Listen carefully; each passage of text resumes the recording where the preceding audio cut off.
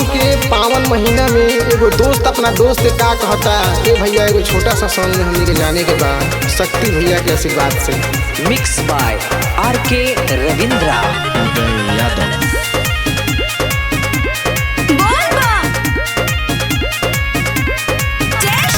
गली गली घूमेला हो बाबा के बसहावा चढ़ी गोइल सावन महीना।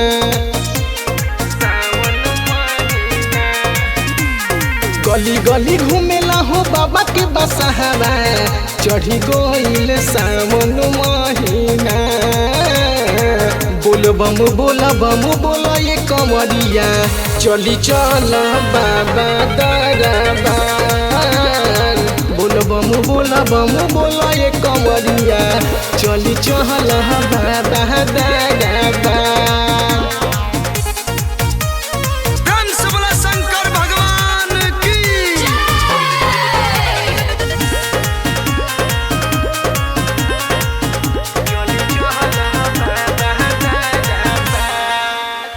बाबा के दुआरा लागे भीड़ बड़ी भारी हो, लागे बड़ा भारी हो।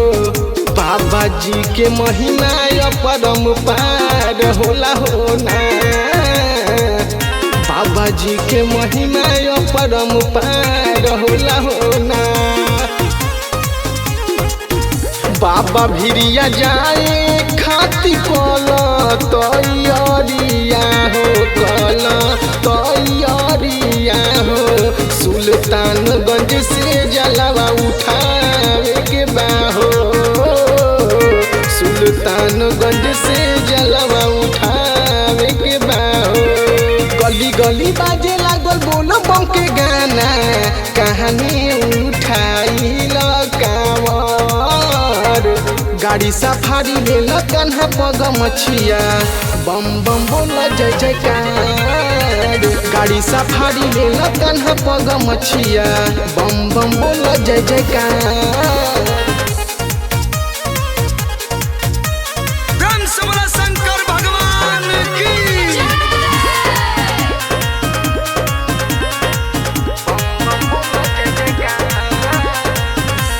बाबा के भिरिया बड़ी भीड़ लागे भारी हो, लागे बड़ भारी हो। बाबा जी के दर्शन परम पार होला होना।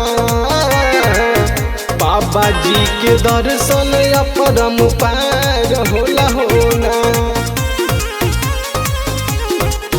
बाबा के भिरिया बड़ी भीड़ लागे भारी हो, लागे बड़ भारी हो।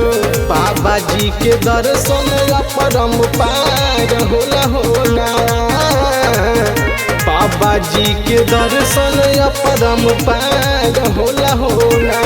गली गली बाजे लागल बोलो बम के गाना कहानी उठाई गाड़ी सफारी ले कन्हा पग मछिया बम बम बोला जय जयकार। गाड़ी सफारी ले कन्हा पग मछिया बम बम बोला जय जयकार।